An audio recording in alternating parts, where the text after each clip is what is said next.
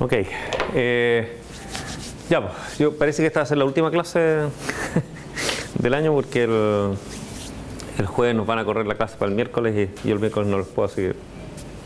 Igual no había mucho que ver. Les voy a pasar en un curso un link al lenguaje de programación este que les quería mostrar en la última clase para que le echen una mirada, pero no es materia ni entra en el curso ni nada. Entonces nos queda la última clase de Perl, que básicamente lo único que quiero es mostrarles las chorezas que tiene por si acaso no lo conocen y un poco cuál es la filosofía detrás. Básicamente es como una especie de la suma de todas las cosas anteriores que vimos, o sea, trata de ser un poco como un shell script más un lenguaje tipo AWK de patrones, etcétera, y todo integrado en ya una especie de lenguaje de programación más de verdad, digamos, con variables, con todo, pero manteniendo esta idea de ser de uso rápido, sin demasiados trámites, etcétera. Entonces tiene un montón de chorezas involucradas. Entonces, igual que el shell, la idea es que se escriben scripts ASCII, ¿no es cierto?, que empiezan con gato exclamativo, el intérprete de Perl, que hoy día está instalado en prácticamente todos los Linuxes del planeta, y por lo tanto es interpretado, ¿no es cierto? O sea, uno invoca esto y automáticamente Perl interpreta lo que está dentro. Algunos otros conceptos interesantes en el camino son que en general toda la notación que uno usa para shell scripts más o menos funciona, o sea, uno puede poner comandos, ¿no es cierto?, invocar comandos del sistema Unix en forma más o menos natural. Dos formas tradicionales de hacerlo, una es esta, que es invocar un comando con los apóstrofos al revés, que eso era una notación shell que creo que no vimos nunca, pero que existe desde mucho tiempo en el shell, que es una forma de invocar un comando y que su salida estándar se transforma en los argumentos de otro comando, ¿no? Y lo que hace esa notación es que en el fondo agarra toda la salida estándar del comando, elimina los new lines y los transforma en blanco, y entonces transforma la salida, que es una lista de líneas, en realidad en una lista de argumentos, ¿ya? Y eso permite, por ejemplo, uno usa esas cosas, por ejemplo, uno puede hacer grep, ¿no es cierto?, el comando este que busca patrones, y eso entonces me busca un patrón en los archivos y todos los archivos que calzan con ese patrón me los tira a la salida estándar. Entonces una lista de archivos, entonces la lista de archivos yo la podía invocar con esos apóstrofos para atrás, entonces se transformaba en una lista de argumentos. En el fondo, que era pasar de argumento todos aquellos archivos que contenían un patrón. Es la forma típica de hacer invocación indirecta, digamos, de argumentos. Entonces eso en Perl también funciona. Entonces esto lo que hace es un ls, lista todos los archivos del directorio, y esa lista, que es una lista de líneas, se transforma en realidad en una lista de argumentos, en este caso para un for, ¿no? Y el resto de las cosas se puede invocar un poco a la C con una función que se llama system. Yo le paso system y un string, y esa función invoca esos comandos y me retorna la salida de ese comando. Es parecido al system de C, digamos, ¿no? Ok, entonces, recuerden entonces que la filosofía es que siempre hay montones de formas de hacer las mismas cosas. Entonces, por ejemplo, en este caso de listar todos los archivos de una carpeta, uno puede hacer 10.000 formas distintas, y le ejercité así a encontrar como unas 6 formas raras de hacer esto en Perl. Y la idea entonces es ejercitar un poquito lo que hay. No se las voy a explicar todas, digamos, pero están ahí, digamos, para que ustedes las miren y son entretenidas. El otro concepto interesante es que en general cualquier cosa que se llame pesos algo es una variable. Las variables no se declaran, sino que en cuanto ustedes las escriben existen, y el tipo de las variables se trata de deducir según el contexto, ¿eh? Hay pocos tipos en Perl. En general se llaman escalares las variables que son o enteras o strings o lo que sea, y hay arreglos y listas, y eso es como todo lo que hay, digamos, ¿eh? Y las variables escalares, la idea es que en general si son strings o son enteros, la idea es que sea lo mismo, y que en el fondo Perl deduce, digamos, qué es lo que ustedes quieren hacer con esa variable según el contexto de donde la están poniendo. Vamos a ver algunos ejemplos divertidos después, pero en el fondo 0, por ejemplo, puede ser el string 0 o puede ser el número 0, y es más o menos lo mismo dependiendo de dónde ustedes lo manipulan, ¿no? La idea es como deducir dinámicamente los tipos según lo que ustedes están poniendo en el contexto. Es súper poderoso y útil para cuando uno tiene que escribir y quiere escribir poco, no hay que declarar, no hay que hacer nada de esas cosas, pero es tremendamente peligroso cuando uno se equivoca, ¿no es cierto?, porque de repente deduce cosas muy extrañas. El 0 en particular es muy peligroso, se los voy a mostrar en un ejemplo después. hay que fijarse bien en lo que uno hace. Ok, entonces en este caso es para mostrar qué es lo que estamos tratando de hacer. Estamos tratando de listar todos los archivos que están en esta carpeta. Cada uno de esos archivos se va a asociar aquí a la variable pesos_name y esto es un ciclo que se va a invocar por cada nombre de archivo. Y la idea entonces es que vamos a comparar pesos_name con un patrón. Entonces, igual como existe igual, mayor, etcétera, las típicas cosas de lenguaje de programación, esto está muy orientado al manejo de patrones. ¿Se acuerdan? Expresiones regulares, etcétera, está súper integrado en el lenguaje. Entonces la idea es que existe una operación que se llama igual tilde, que es un invento perliano, donde en el fondo yo tomo un string y le aplico un patrón, y en el fondo si el patrón existe dentro de ese string, esta expresión es verdadera. ¿Okay? Una forma de buscar, es como una expresión, otra expresión lógica más, digamos. Los patrones se escriben así entre slashes y eso implica, esto es un patrón de búsqueda. Y adentro es una expresión regular clásica. Por ejemplo, esto es comienzo de línea y esta es la letra A. Entonces esto en este caso lo que hace es buscar todos los nombres de archivos que empiecen con A. ¿Okay? Y todos los nombres de archivos que empiezan con A van a calzar con esta notación. Ahora, ¿cómo se llama? A Larry Wall le gustaba tiene una sintaxis un poquito rara para los if y los else y esas cosas. La idea es que todos la tradición en los lenguajes de programación es que si el if tiene una sola instrucción, no hay para qué poner los corchetes crespos, ¿no es cierto? En Perl uno está obligado. O sea, en el fondo, ustedes siempre escriben if condición, el corchete, aunque aquí haya una sola instrucción. ¿Ya? Y eso me permite que la sintaxis es como más simple si ustedes quieren, pero es más pesada de notación, ¿no es cierto? Una lata tener que escribir eso. Entonces, en contraste con eso, lo que permite es que en el caso que haya una sola instrucción, me permite poner el if después, lo cual es muy divertido. O sea, uno puede poner, pues esto sería expresión aquí, ¿no es cierto? Uno puede poner expresión, if, condición, punto y coma. ¿Ya? Y según Larry Wall, la verdad es que uno se acostumbra con el tiempo, pero según él eso se lee súper bien. Porque uno dice, haga esto si es que se cumple esta condición. ¿Okay? Lo cual es cierto que casi se entiende. Entonces uno que está muy acostumbrado a los lenguajes tradicionales cuesta leer esa expresión de ahí, pero con el tiempo uno se acostumbra. Eso significa, imprima esto si es que calza el patrón con eso. ¿Okay? Por supuesto también se puede escribir como un if normal, pero en ese caso hay que ponerle los corchetitos crespos, digamos, arriba y abajo del print. ¿Ya? Entonces, ¿qué es lo que hacemos? ¿Qué es lo que está haciendo este comando? Es recorrer todos los archivos y aquellos que empiezan con la letra A los va a mostrar en la salida estándar usando la función print. El poner pesos_name entre comillas no es muy importante, uno podría no ponerlo, pero muestra que adentro de los strings yo puedo poner variables. ¿Okay? Entonces yo puedo construir un string como uno puede escribir ahí, es como un printf, ¿no es cierto?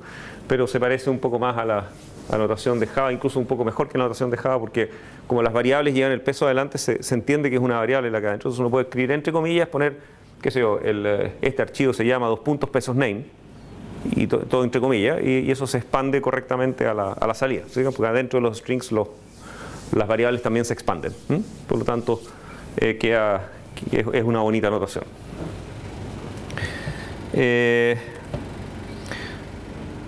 Veamos otras formas de hacer lo mismo. Uno podría simplemente, en vez de usar toda esa parafernalia, uno puede usar el shell directamente.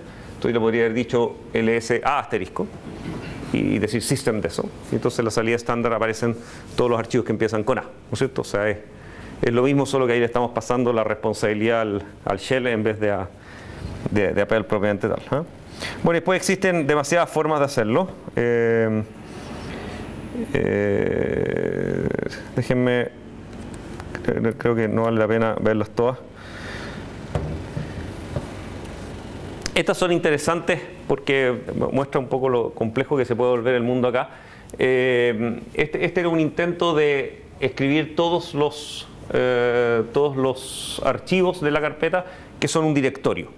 ¿Ya? Entonces en Perl existen un montón de condiciones aplicadas a los nombres de archivos que uno puede hacer, como -d, -x que sea ejecutable, -r que tenga permiso de lectura, en fin, un montón de condiciones que permiten preguntar por archivos, dado que uno usa mucho esto para manejar archivos. Y lo otro, que Larry Wall estaba obsesionado con esta idea de escribir poco, un poco como los programadores de C, ¿no es cierto? Entonces una cosa que existe siempre en Perl es que existe una especie de parámetro default. ¿no? O sea, si ustedes invocan una función que necesita un parámetro y no le pasan ningún parámetro, siempre se aplica sobre un parámetro que se llama el parámetro default, que es como un parámetro que existe en el sistema y que las distintas funciones lo van seteando. Por ejemplo, una función que retorna un valor, si usted no se lo asigna a nada, entonces queda como en ese parámetro default, que se llama peso subrayado. Todo esto, todos los caracteres raros del teclado, yo creo, existen definidos en Perl como una variable extraña. O sea, pesos, un carácter raro, en general todos están predefinidos, o sea, no lo usen nunca como nombre variable. ¿Ya? Las variables pónganle letras, digamos, y más de una. Entonces, peso exclamativo, peso subrayado, peso cualquier cosa, casi todos significan algo. ¿Ya? Entonces, peso subrayado es el valor default, es como el valor actual, digamos, de mi parámetro default. Entonces, por ejemplo, si ustedes llegan y llaman a print y no le pasan ningún parámetro, print escribe peso subrayado. ¿Ya? Si ustedes dicen aquí "-d", es como decir que sea un directorio. ¿Quién tiene que ser un directorio? Peso subrayado. ¿Okay? Entonces, y por ejemplo, for each, si ustedes hacen for each de ls y no se lo asignan a ninguna variable, entonces cada ciclo es peso subrayado, es el que lleva el valor del ciclo. O sea, while, for each, todos esos van cambiando peso subrayado cada vez que se ejecutan. ¿Ya? Uno a veces es agradable y a veces no. Entonces, en este caso, estamos abusando de peso subrayado. Entonces, ¿qué es lo que...? Y el otro... Este problema, la primera en general nunca resulta el ls, porque ls me genera los nombres de los archivos, pero cada uno de esos nombres está terminado por newline, ¿ya? Porque como venían en una línea, entonces si yo llego y uso ese nombre y pregunto si es un directorio, me va a decir que no, porque el string viene con un newline al final, ¿ya? Y como eso pasa muy seguido, en Perl existe esta función que se llama chomp, que es muy simpática. Chomp es como cortar un pedazo, ¿no es cierto? Es como recortar, ¿no? Y chomp es una función muy bonita que en el fondo toma un string, que peso subrayado por supuesto, y lo modifica, y lo que hace es, si es que el string termina por newline, se lo borra. Pero si no termina por newline, no le hace nada. Entonces, super safe chomp, ¿no? Chomp es una función que uno tiende a poner por si acaso, cuando uno no quiere tener nunca newlines, digamos, ¿eh? Entonces, en este caso, ls me genera cada nombre de archivo en peso subrayado, chomp le borra a peso subrayado el fin de línea, y acá pregunto, y ahora si es un directorio, entonces hago print, y en este caso, como le eliminé el newline, ahora necesito que a peso subrayado ponerle un newline al final para que si no me van a quedar todos pegados. Yo podría decir print nomás, ahí quedaría muy bonito, porque no se entendería nada, ¿no es cierto? Quedaría for each, chomp, print if -d, y no hay ninguna variable, nada, es todo muy bonito, pero el problema es que me falta un newline, ¿no es cierto? O sea que en el fondo necesito o un blanco o algo para separar, digamos, los strings. Entonces en este caso, y yo puedo escribir peso subrayado explícito y funciona, es una variable cualquiera. Sí, lo único mágico de peso subrayado es que si yo no paso parámetros a muchas funciones, ellas tienen como default ese parámetro. Entonces uno podría haber hecho aquí esto, ¿no? El print if -d, queda como bonito, pero en ese caso me quedarían todos los strings pegaditos.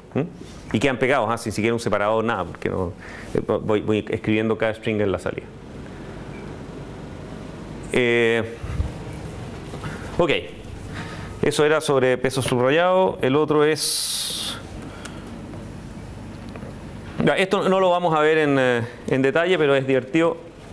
Uno puede hacer todo a mano, digamos, un poco en C, o sea, olvidarme que existe el shell y qué sé yo. Yo puedo hacer opendir, puedo hacer readdir de los archivos, o sea, puedo recorrer mi directorio. Dentro de los nombres voy a tener punto y punto punto. O sea, puedo hacerlo muy a la C, si ustedes quieren, ¿no es cierto? Y se parece mucho a las funciones de biblioteca. Y por supuesto esto es más eficiente que hacer ls o qué sé yo, pero también es bastante más trabajo y líos de programación, por lo tanto depende si ustedes quieren ser eficiente o no. Las arrobas y esas cosas déjenlas por mientras pendientes, sepan nomás que esto se puede. Ok. Ya después vamos a volver a las variables. Perl fue hecho para el tipo de cosas que vimos al comienzo de los apuntes de la clase pasada, que es la motivación típica, que en el fondo es para, de hecho se llama Pattern Extraction Report Language, ¿no? O sea, en el fondo Perl fue diseñado y pensado en sus orígenes para, ok, ustedes tienen un archivo con cosas raras y quieren procesarlo, encontrar patrones y entender lo que hay adentro y se genera un reporte, Está pensado para eso, digamos, inicialmente. Después se ha usado para millones de otras cosas. Pero para eso es como la herramienta perfecta para manejar este tipo de situaciones. Entonces, clásico ejemplo era de una bitácora en un formato cualquiera, ¿no es cierto?, que de algún sistema que me dice, ok, un montón de números y cosas, y entre medio tiene una línea que dice host igual un nombre, y yo en realidad me quiero concentrar en esa línea. ¿Se acuerdan? La idea era que cada una de estas cosas era una transferencia de archivo, y por lo tanto, y entre medio puedo tener líneas que no calzan con nada, ¿no es cierto? O sea, líneas de otras cosas que quiero ignorar.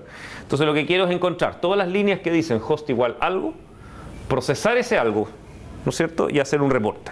Entonces el reporte típico era, hagamos una tabla de frecuencia, ¿no es cierto? O sea, cada línea es un transfer, quiero saber quién es el host que más veces ha usado mi servidor, ¿no es cierto?, y hacer un ranking ahí desde los más frecuentes a los menos frecuentes.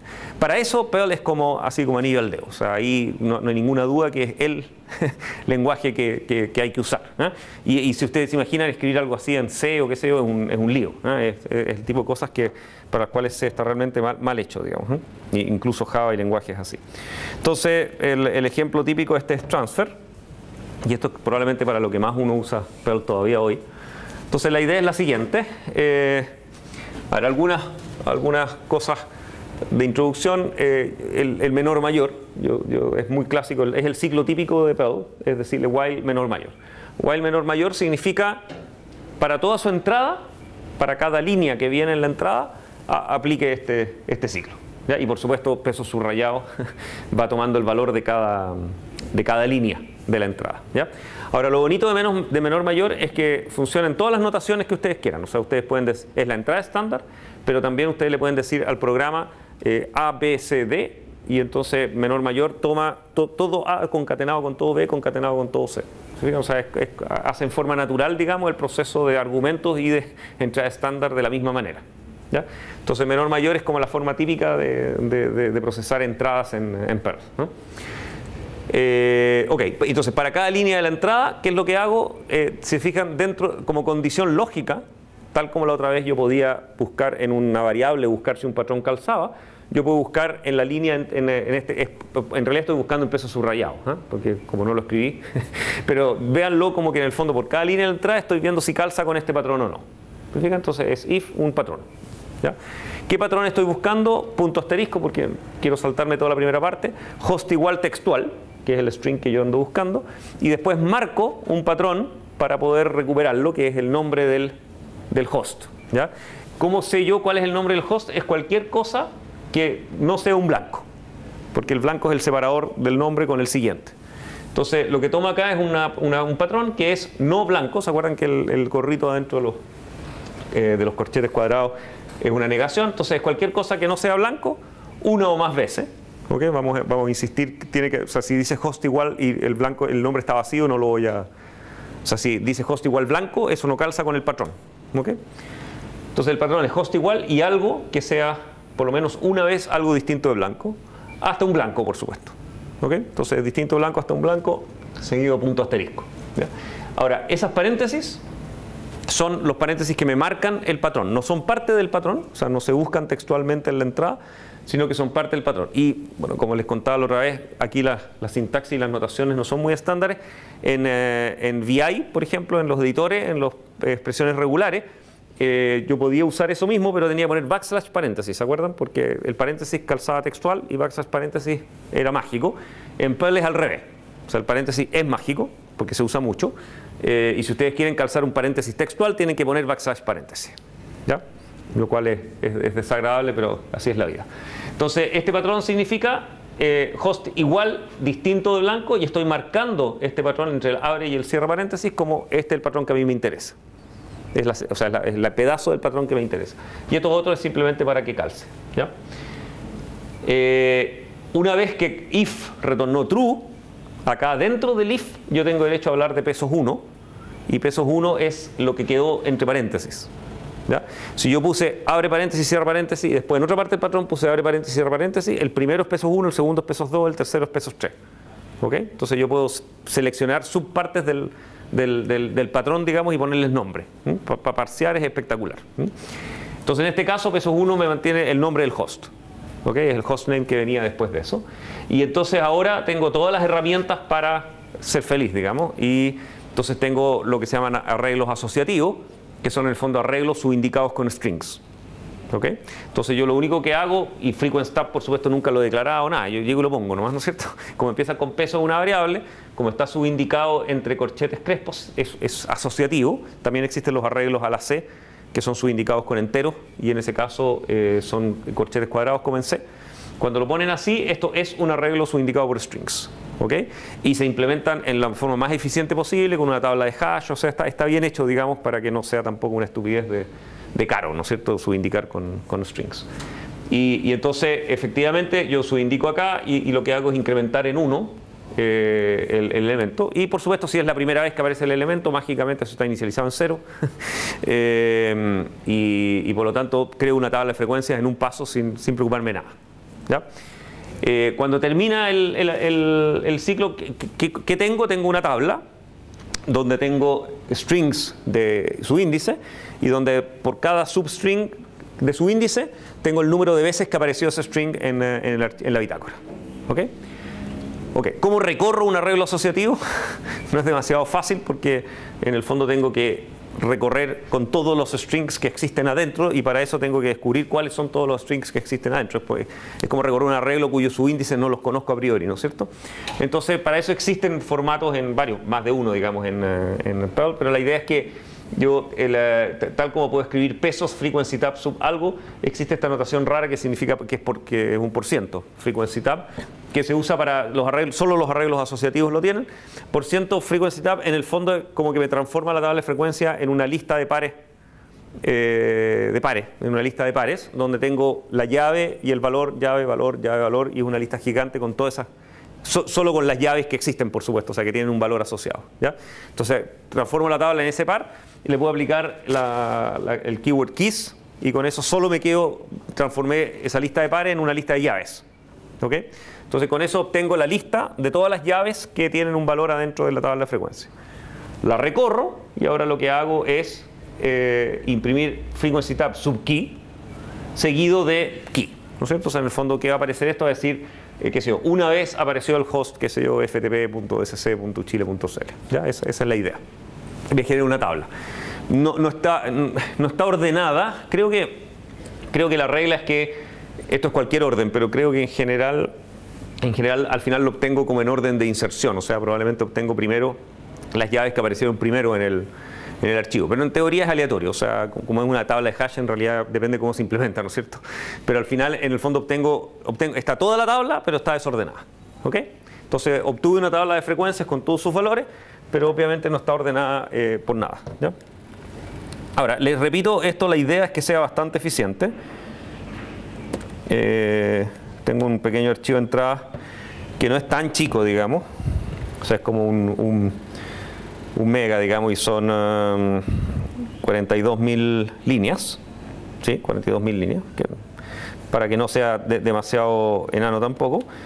Y entonces uno puede decir menor tt3 y eso me genera el resultado. Entonces, fijan, es la cantidad de veces que aparecía cada uno, es case sensitive, etcétera, porque son strings, por lo tanto cada una de esas cosas es distinta, pero no están ordenados por ningún criterio, digamos, es tal como aparecieron. Yo puedo también decirle tt3 así, sin el menor, y como usé el while menor mayor, funciona mágicamente también, porque se interpreta igual. Y también puedo decirle algo así como tt3, y va procesando todos los archivos que yo le digo, y todo eso es como una sola entrada. Desde el punto de vista del programa es que como que todo eso hubiera venido en la entrada. Y por supuesto puedo hacer eso, pipe sort menos r, digamos, no, menos n, digamos, menos rn tendría que ser, ¿no es cierto?, para que salga de mayor, o sea, que salga el más frecuente primero. Y efectivamente ahí tengo la solución a mi problema, ¿no es cierto?, de hacer una tabla de frecuencia ordenado de más frecuente a menos frecuente, ¿ya? Por supuesto, el pipe sort es fácil hacer dentro del Perl. Entonces tengo un transfer 2 que hace el pipe desde adentro, Todas estas cosas son chorezas que uno aprecia mucho en Perl después. En el fondo, existe un open, una función open de Perl oficial, que esto es como un file descriptor, ¿no? La tradición es que uno pone mayúsculas para que no se confunda con las variables y qué sé yo, pero en realidad ustedes le ponen el nombre que ustedes quieran. Y acá viene el nombre del archivo que yo abro, ¿ya? Y normalmente el nombre del archivo yo le puedo poner mayor, menor, etc. Si quiero abrirlo en salida o abrirlo en entrada. Pero también me permite ponerle pipe a la entrada, ya que es como bonito. Y puedo abrir, y si digo pipe algo, lo abre en escritura. Y si le pongo algo pipe, terminado en pipe, lo abre en lectura. Y es como popen, ¿no es cierto? O sea, es una forma de escribir, en este caso es escribirle un comando, ¿ya? Y lo único que tengo que hacer es que, como quiero seguir usando, a print le puedo pasar también, por supuesto, un out y qué sé yo, pero para no complejizar la notación, yo después de abrir le puedo decir use out como su salida estándar. Entonces, si yo le digo select, de ahí para adelante, por default, todo lo que sea print o lo que sea se va a ir hacia out.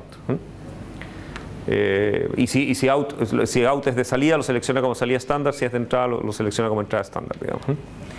Entonces queda la misma secuencia que antes, solo que ahora el pipe está hecho desde adentro, bastante más simple que hacerlo en C, por supuesto. Está bastante preparado para que estas cosas funcionen. Pero por supuesto también, dado que sort es algo que uno quisiera poder hacer desde adentro del lenguaje, digamos, también se puede hacer internamente sin llamar a ningún comando. Y en general, lo que uno puede hacer es usar una lista, que en este caso, ¿se acuerdan? Pesos significa una variable, que es un escalar, y cuando yo pongo pesos, una tabla sub algo, eso sigue siendo un valor escalar puntual. Arroba significa que eso es una variable, pero que yo quiero tratarla como una lista, ¿ya? O sea, es una lista, de hecho es muy parecida a una lista en Lisp, digamos, porque viene un poco de esa notación. O sea, es una lista de elementos. En el fondo se implementa como una lista enlazada, etcétera, pero en el fondo es una lista de elementos de tamaño variable, ¿ya? Y por lo tanto, y si se fijan, tampoco la declaré nada, ¿no es cierto? El hecho de escribir arrobas line se entiende que eso es una lista, aparece como una lista vacía cuando ustedes llegan y la crean, y lo que hago es agregarle cosas con la función push, que agarra una lista y le va agregando elementos, ¿ya? Entonces me va generando una lista cada vez más grande con todos los elementos que yo agrego. ¿Qué le estoy agregando? Mis líneas, ¿no? O sea, esto es una lista de líneas, si ustedes quieren, ¿no es cierto?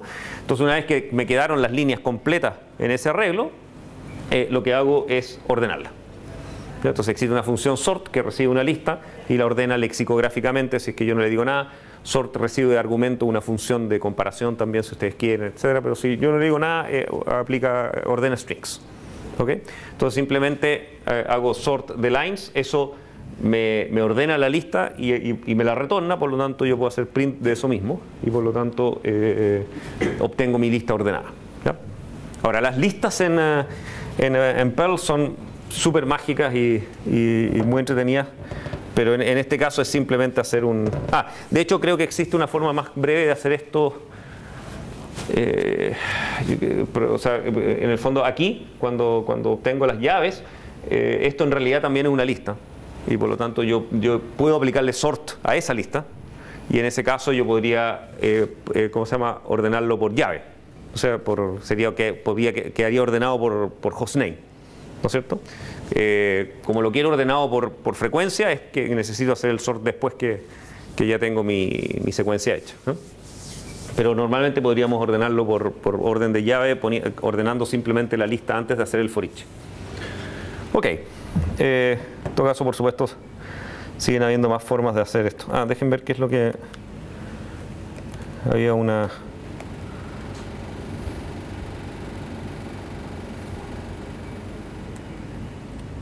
ya, sí, que esto es simplemente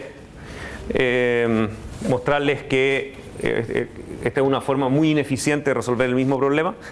En el fondo, el patrón de búsqueda puede contener una variable, ¿ya? Que en este caso la variable sería el string host igual, ¿no es cierto? Es lo mismo que ponerlo textual. Esto es mucho más ineficiente que lo anterior, porque mi problema es que Perl entonces no puede precompilar el patrón de búsqueda, ¿no? Recuerden que el patrón de búsqueda en realidad es un autómata y por lo tanto en realidad es un programa, ¿no? O sea, cuando yo veo un patrón tengo que construir un programa que calza con esa entrada cada vez para no tener que estarlo interpretando y entendiendo lo que hay ahí. O sea, yo compilo eso y genero una especie de es como un código ejecutable para mi intérprete, ¿no es cierto? Y cada vez que viene una entrada yo aplico ese programa para ver si calza o no con ese patrón. Entonces el tener una variable adentro hace que no es compilable, salvo que yo hiciera una inferencia de decir, oye, el patrón en realidad es constante y es siempre igual y nadie cambia nunca pesos pat. Pero en general yo no sé si pesos pat alguien me lo va a cambiar en algún minuto y por lo tanto no puedo optimizar a que esto es una constante. Y significa que entonces tengo que hacer un programa que cada vez que se invoca tiene que revisar cuánto vale la variable y recompilar y regenerar ese patrón, ¿okay? Entonces este programa ustedes lo pueden correr sobre la misma entrada y pueden ver que se demora mucho más que el programa anterior. Entonces es muy choro poder tener patrones variables, pero hay que evitarlos lo más posible porque echamos a perder toda la optimización del compilador de patrones que es extraordinariamente bueno el de Perl, así que hay que aprovecharlo, ¿eh? Entonces con un pequeño cambio, digamos, uno echa a perder todo el programa, pero obviamente es lo mismo. Ya.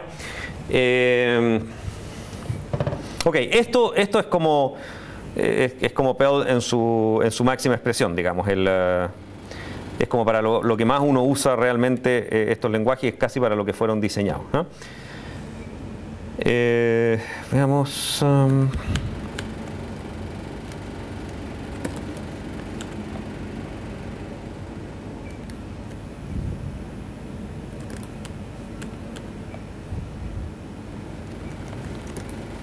Ya, esto son más como chorezas, pero puede ser útil mirarlas.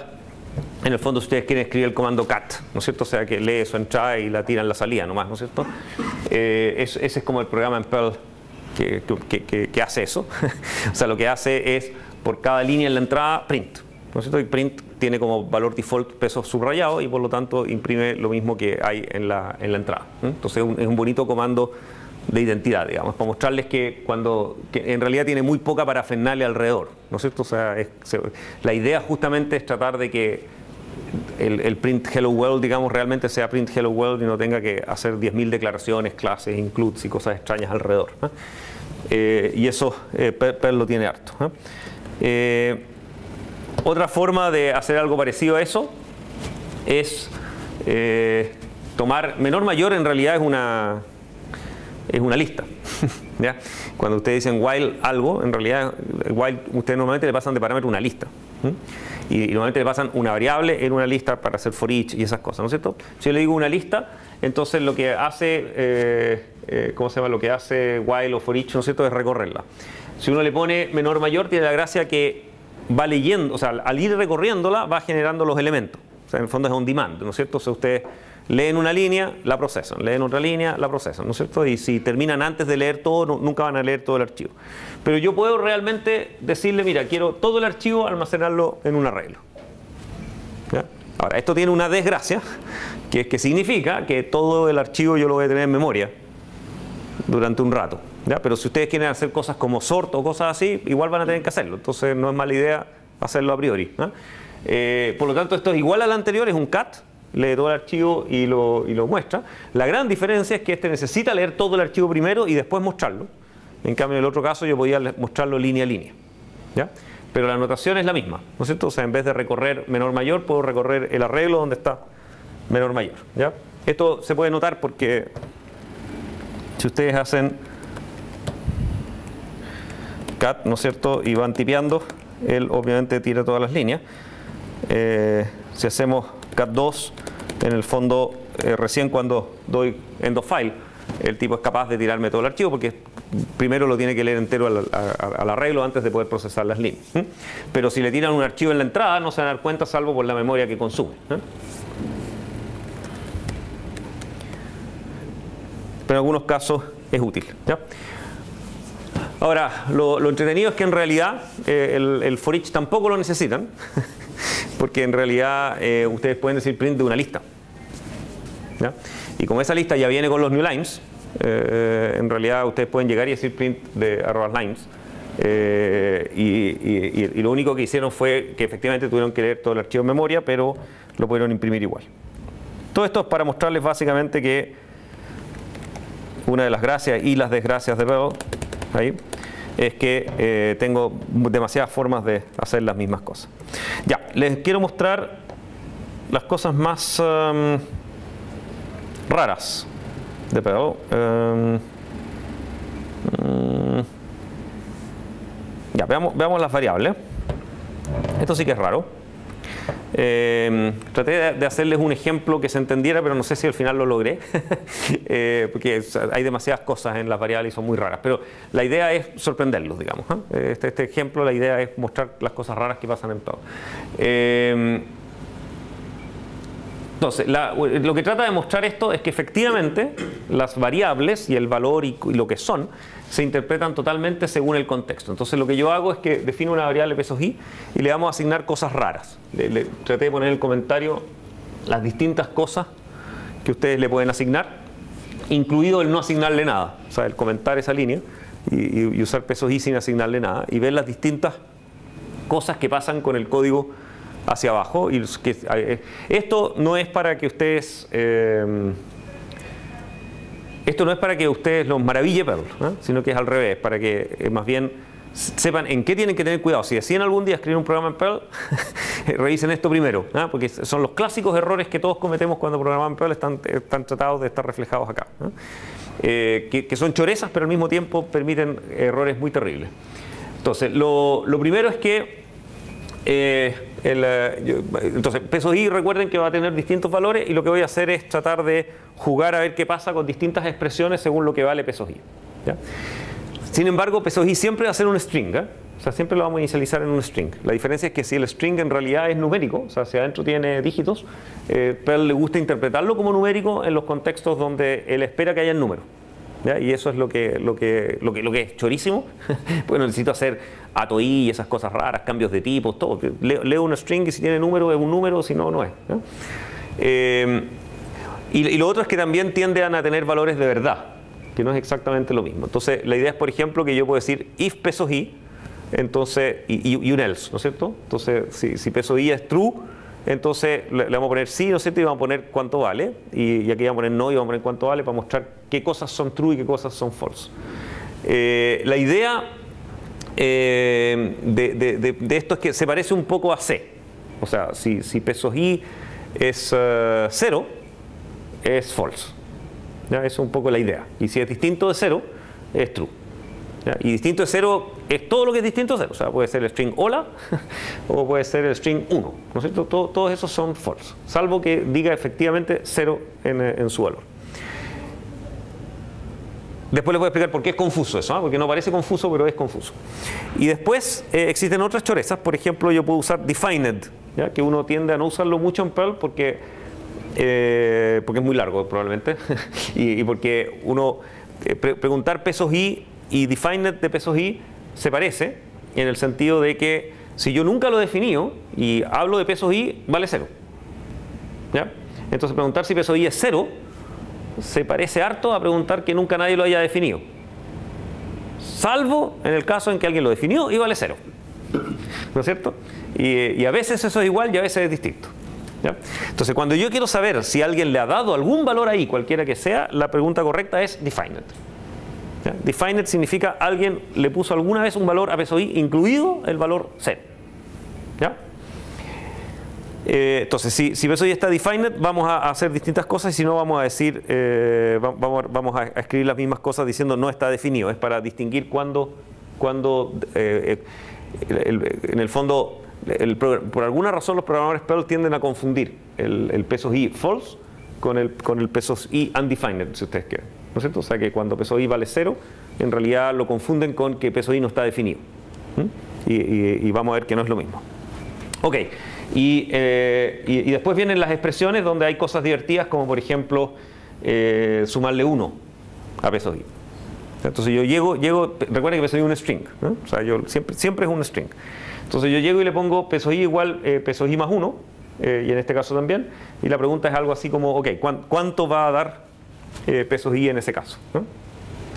Y ya, ok, eso es. Entonces,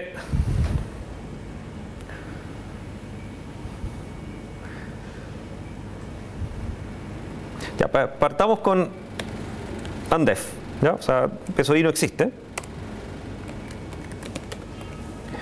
Entonces, deberíamos usar otra ventanita, yo creo, para mostrar esto. No, siempre pierdo la ventana que yo quiero. Aquí. Eso. Entonces usemos una ventanita acá.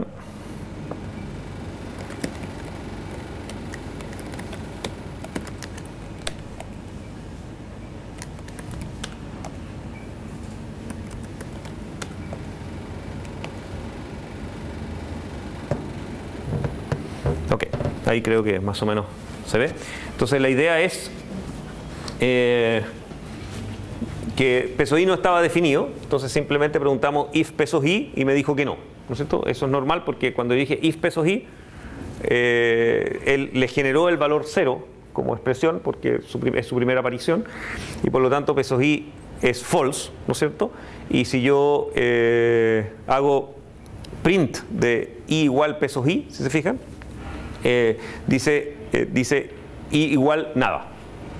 No hay un 0 ahí. Hay un nada. Entonces, al preguntar por él, me dijo 0, me dijo false, ¿no es cierto? Pero no le puso 0 como valor a pesos i. ¿Se fijan? Es como que lo expandió a false, ¿ya? Pero pesos i no vale 0 todavía, vale nada. Porque nunca he dicho pesos i igual algo, ¿ya? Y después, cuando pregunté if defined, me dijo efectivamente que no está definido, ¿no es cierto? Y después, entonces, ¿qué hice?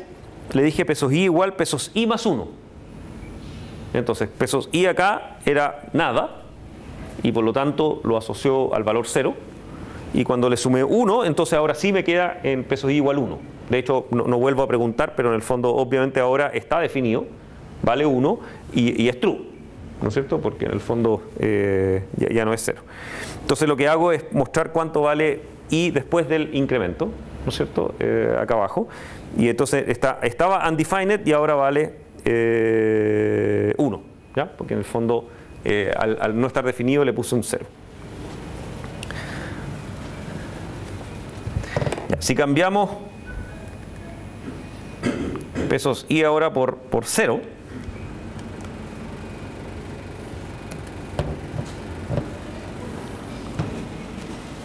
entonces efectivamente lo único que cambia es que en el fondo sigue siendo false, ¿no es cierto?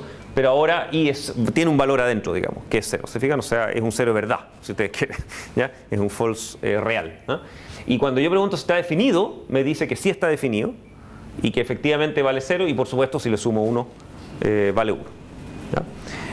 ¿Cuál es la confusión clásica entre estas dos cosas? Es básicamente el problema el problema de confundir valor de verdad con existencia, si ustedes quieren, ¿no? Como les contaba la otra vez, el código inicial completo de Nick Chile lo escribimos en Perl. Y bueno, estábamos aprendiendo Perl en esa época, así que no lo hicimos muy perfectamente. Y se nos quedaron varias de estas tonteras del define entre medio. Y las descubrimos cuando llegó el primer desgraciado que se le ocurre inscribir el dominio que se llama 0. Y el dominio se llama 0. O sea, existe 0.cl. ¿Ya? Y ese dominio fue un desastre, nos dejó un desastre a lo largo de toda su secuencia a medida que cambiaba de estado y el gallo pagaba, quedaba la crema.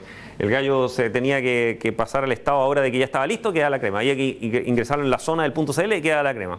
En todas partes fallaba porque en el fondo tenía estas tonteras de que en el fondo de repente uno preguntaba si es que existía pesos i, preguntando tontamente, digamos, if pesos i en vez de if defined, ¿no?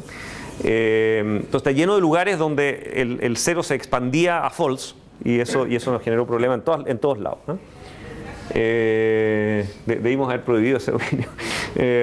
Y costó, ahora nos sirvió para depurar el código completo, digamos, pero era realmente difícil. Entonces no confundir el 0 con la no existencia, digamos, ¿no? Ok, y después tienen estas chorezas de generación automática de valores, si ustedes quieren, como por ejemplo, ¿qué pasa si es que i ahora es un string de verdad? Entonces, en el fondo, ¿qué pasa si al string A2 le sumamos 1? Entonces, en el fondo, A2 en un formato de expresión es como que ustedes hicieran ASCII to integer de ese string, el tipo lo mira y dice, no, aquí no hay ningún entero, por lo tanto vale 0. ¿Ya? Pero no me reclama nada. No me dice algo así como es un error sumarle 1 a un string. No, lo transforma en 0 sin decirme ni reclamar nada. Porque total no tiene ningún valor real entero, digamos, dentro, ¿no?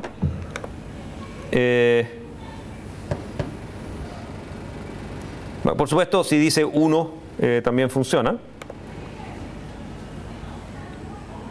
No sé si lo grabé todo esto. Entonces, obviamente es true, está definido, y sumarle 1 obviamente es 2, ¿no? Y finalmente, ¿qué pasa si el string vacío? Son como preguntas filosóficas estas en realidad. Entonces el string vacío actúa muy parecido ¿cómo se llama? Al undefined, ¿no es cierto? O sea, en el fondo dice que es false como que fuera 0, ¿no es cierto?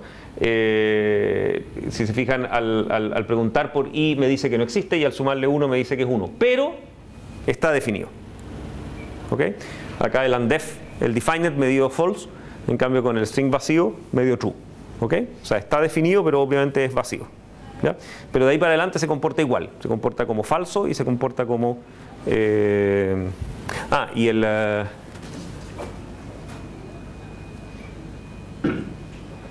claro, en la pregunta de if pesos i me dice que no.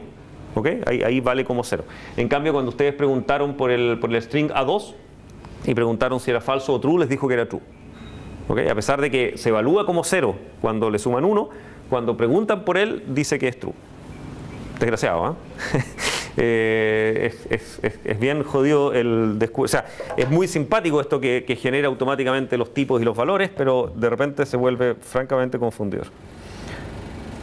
Ok, y las otras chorezas que son espectaculares de Perl y que uno puede usar harto de ellas para todos estos temas de manejo de strings y qué sé yo, son las listas. Traté de generarle un ejemplo con date, pero en realidad funciona para cualquiera. Que en el fondo es un string que ustedes por alguna razón lo quieren parsear y separar en tokens y después quieren trabajar esos tokens dentro de una lista. Eso es espectacular, ¿eh? Básicamente la notación, uno puede hacer el arroba lista, digamos nombre de lista y asignarlo, pero también yo puedo escribirla textual, la lista. O sea, esto es una notación de lista en Perl, abre paréntesis, cierra paréntesis y elementos separados por coma, ¿no es cierto? Y son todas variables que no existían, que estaban indefinidas, y ustedes lo que hacen es asignárselos a una función que retorne una lista, ¿no es cierto? Y los elementos se van asignando uno a uno. Si la lista es más grande que los elementos, se trunca, digamos, y llegan hasta ese elemento y los otros se ignoran. Si la lista es más corta, estas de acá quedan indefinidos, ¿no es cierto? Si es que la lista no tenía suficientes elementos.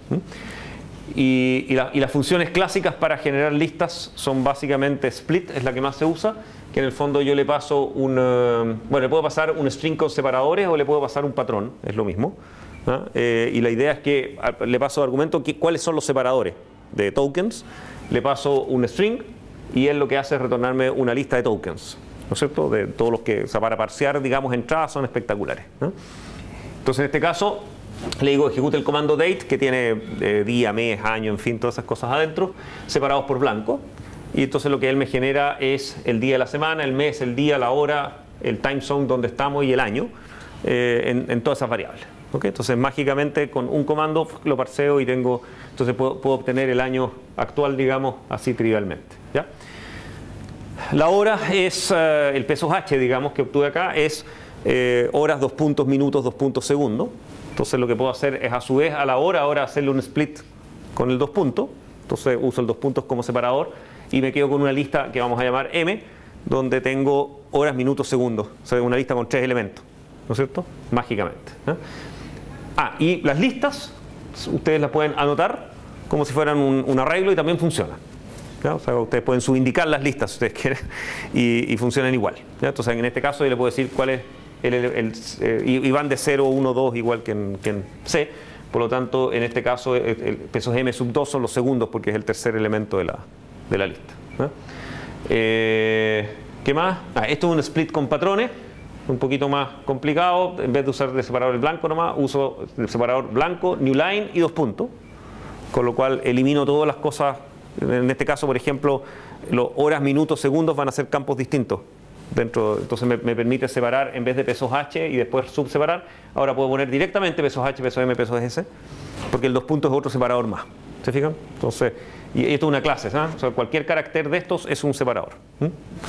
Y por lo tanto puedo obtener directamente los mismos segundos que obtuvimos arriba. A todo esto, cuando ejecutan el programa, puede ser que estos segundos sean distintos a los de acá, pero como un segundo nomás, porque acá invocan de nuevo el comando date. Entonces pueden estar cambiando de segundo, no es necesariamente el mismo segundo anterior. Ok, y la otra choreza que uno puede hacer es, por ejemplo, decir el primer elemento de la lista y después todos los otros elementos póngamelo en una lista. Es una especie como de sublista, ¿no es cierto? Entonces agarro de nuevo el comando date, le hago su parseo y digo póngame el día de la semana separadito y todo esto es la lista de los siguientes elementos. ¿Ya? Y después me pongo a jugar con esa lista solo para mostrar que existen funciones entretenidas de listas con las cuales uno puede jugar. Entonces en el fondo a fecha le puedo agregar un elemento, push es como que inserta, es como un stack la lista en ese sentido, o sea, push agrega y pop saca, en este caso estoy agregando y sacando el mismo elemento, ¿no? O sea, siempre es como agregar adelante de la lista, digamos, ¿no? Los elementos. Entonces, a fecha, que es la lista con todos esos números, le agrego un 3 adelante. Esto es solo para mostrar que es cierto, que está ahí. Después puedo sacar el elemento y fecha queda con un elemento menos. Y el elemento queda en pesos i. Después esto es por notación nomás. En vez de hacer push, yo puedo hacerlo así, ¿no es cierto? O sea, puedo escribir fecha, quiero que sea 3, y fecha. Esto es bien mágico porque si ustedes están acostumbrados a lenguajes de programación como C o, bueno, Lisp más todavía, normalmente esto sería una lista que tiene de elemento 3 y de segundo elemento una lista, ¿no es cierto? Y en el fondo esta sería una lista de 2 elementos. Pero en realidad en Perl las listas se aplanan siempre, son siempre de un solo nivel, no hay como listas de lista. O no sé si se puede tener listas de listas, pero en general la notación es para no tenerla. Entonces cada vez que ustedes ponen una lista como elemento, él entiende que en realidad la quieren concatenar. ¿Ok? Entonces en el fondo lo que hace es agregarle 3, o sea, esto de aquí es exactamente lo mismo que hacer push de 3 a la lista fecha. ¿Ya? Él se encarga de aplanar las cosas y dejarlas como normalmente uno quiere que sean, suponiendo que en realidad lo que yo quiero es tener una sola lista y no listas de listas, digamos. Eso.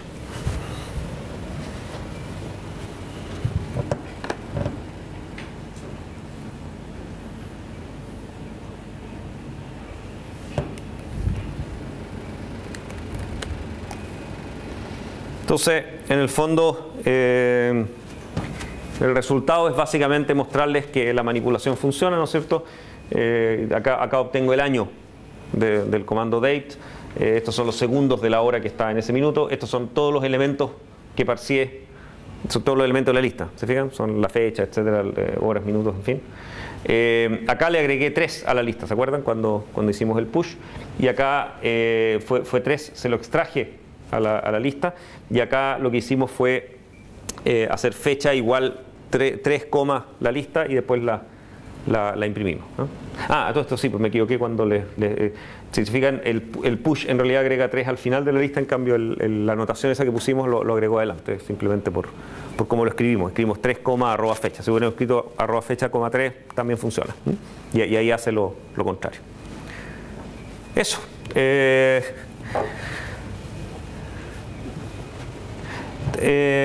Ok. Recomendaciones finales.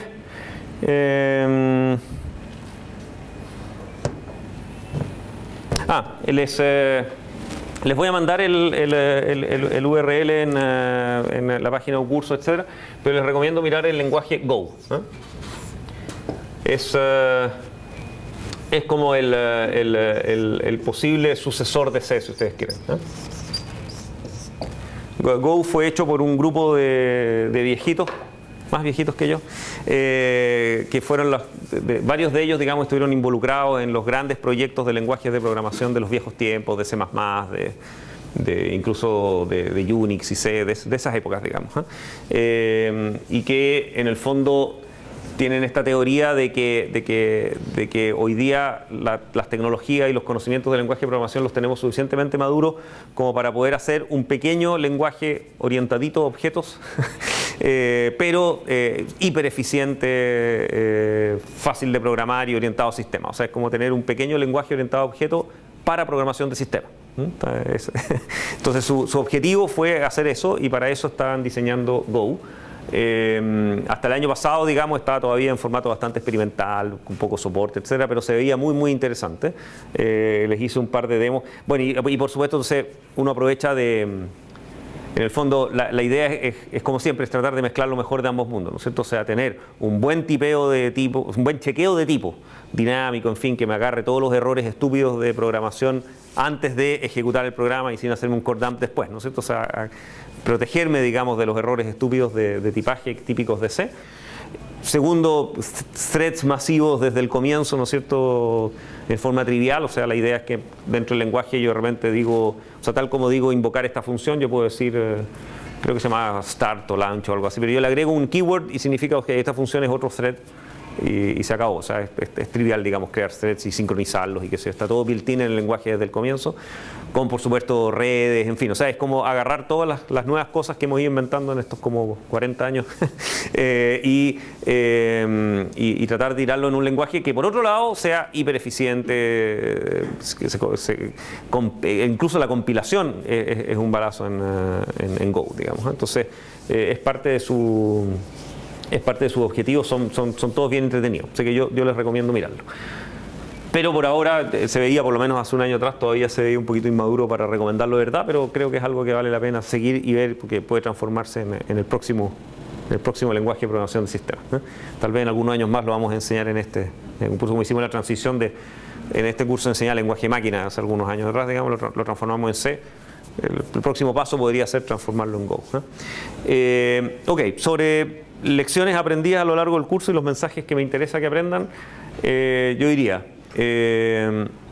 primero que esta programación de bajo nivel de sistemas, etcétera, los C, etcétera, es un kit de supervivencia, ¿no es cierto?, que es algo que solo debieran ocuparlo en caso de emergencia, cuando de verdad están seguros que es lo que hay que hacer, por alguna razón extraña del sistema, no es la solución normal, digamos, a los problemas de programación que ustedes van a tener. Y en general el trade-off siempre es, ok, van a pasar mucho más tiempo desarrollando, pero el programa va a ejecutar mucho más rápido que en cualquier otra versión. Entonces hay un trade-off entre si vale la pena que ustedes pierdan tiempo de CPU de ustedes por ahorrar tiempo de CPU, digamos, del computador, ¿no? Que hoy día es un trade-off que cada vez es más difícil que valga la pena. Ustedes son cada vez más caros y los computadores son cada vez más baratos. Y la última parte, digamos, shell scripts, etcétera, en general son, incluso Perl, déjenlo reservado para aquellas herramientas que ustedes necesitan desarrollar rápido, mantener no demasiado, ¿no es cierto? Y donde en general aplicado a procesos de sistemas típicos, sistemáticos, pero donde nunca van a ser gigantescas plataformas de programación.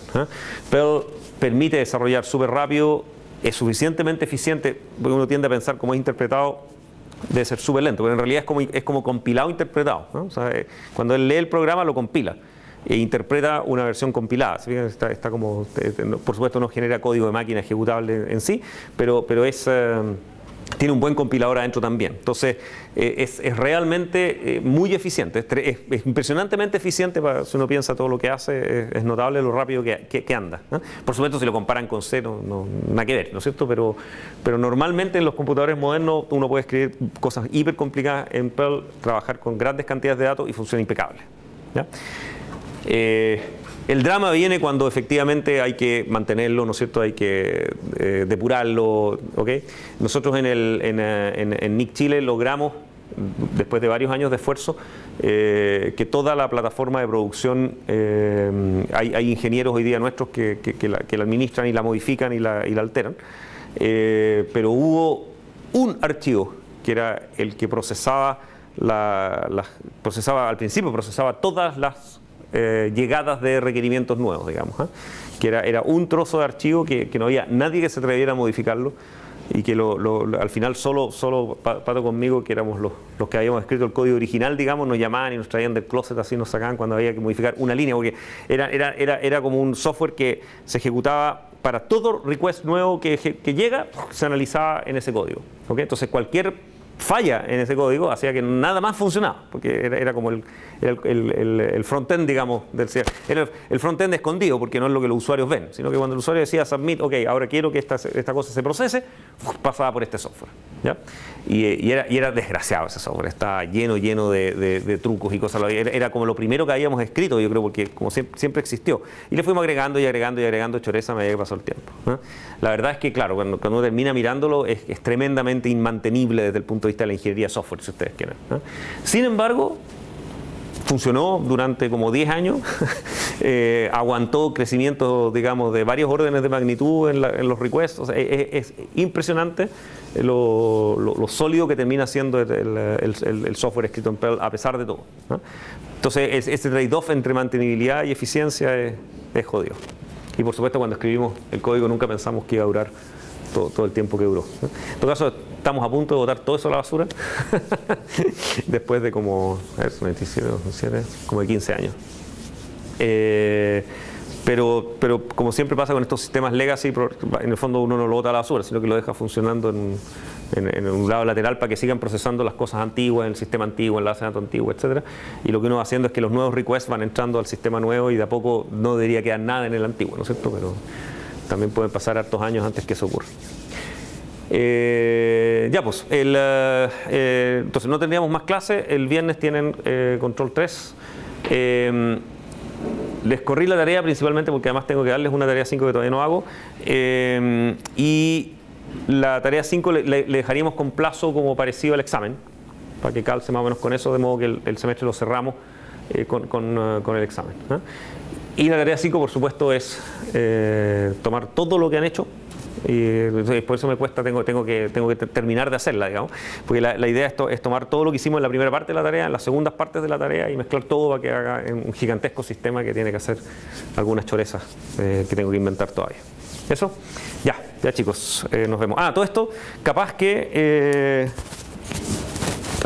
ustedes hayan tenido el privilegio de ser mis últimos alumnos por harto tiempo, así que los voy a echar de menos en los años futuros. Que estén bien, chicos. Chao.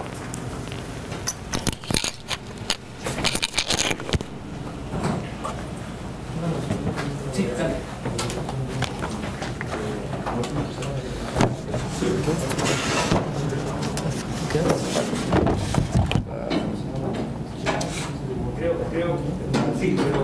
Creo que eso, claro, exacto, por eso era, claro. No les pedí hacer eso. Así que, se me dice, pero después decir que ya lo suficiente. Entonces, ¿mandamos tu link? Sí, claro. O sea, por ahora puedes ignorarlo, digamos. Nosotros lo vamos a probar eso.